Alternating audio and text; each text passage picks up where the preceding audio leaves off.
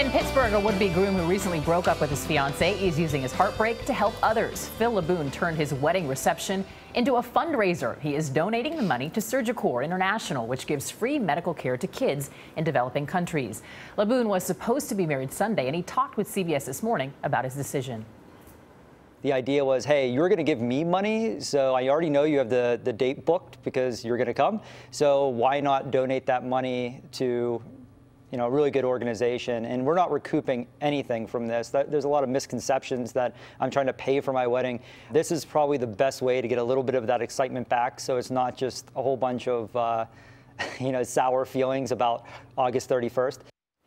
Anja Winikka is here. She is site director at thenot.com. Monica, good morning. Thank you. Good morning. So he had paid for the alcohol, he paid for the venue, he paid for the food, and now he's saying 100% of it, all of it's going to go to charity. Is this a good idea? That's a genius idea. He's so generous. I mean, oftentimes, like, if you have your wedding canceled, you're going to lose all of that money that you spent up front. So what do? You just sort of cancel the party. And I really like what he did. He took a total twist, and he was like, you know what? Let's throw a party for those who need it. Unless you're on the bride side of the family. My sister, my friend, I'm thinking, I ain't going to your party, even though it's for a good cause. And so I don't want to detract from that, because I do think it's great what he's doing. But it seems that philanthropy is becoming more and more common in weddings, is it not? Yeah, that's right. In all things. Yeah, you would think, okay, all these people are throwing these big weddings and like they're so selfish, but there's a lot of couples who are like honestly very altruistic people. So a lot of people will actually register with charities as their registry. So instead of like registering for tons of gifts, maybe they'll register for a few traditional items, and then they'll have their guests donate to a cause of their choice.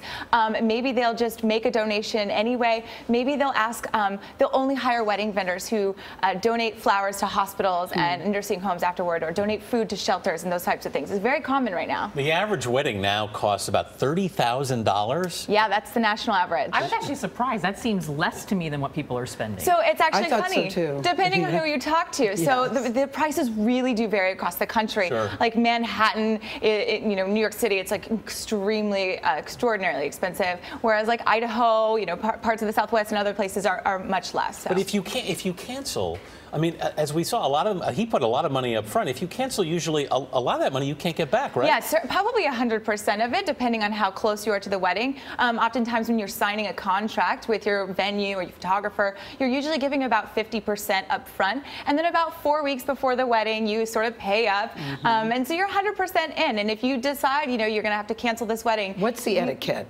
Okay, what's the etiquette? Okay, so if the wedding is called off, the first thing you want to do, just like these guys, you have to decide whether you're going to have this party, are half the family going to come? Are we going to cancel it? Kind of decide that. Then you need to talk to your closest friends and your family, alert them as soon as possible, and honestly, like recruit them too, because you're going to need to make some personal phone calls to all of your wedding guests and let them know. Should people be weary in any way, like if you choose to donate everything, that third-party vendor could take a little piece of whatever you're donating, or is it usually 100% goes to charity? Well, I think it's 100%, and honestly, like these are your wedding vendors. After time, these become your best friends. Like you've been planning this wedding with them, so you call them up, you let them know the situation, and they're going to be like holding your hand through this process more than likely.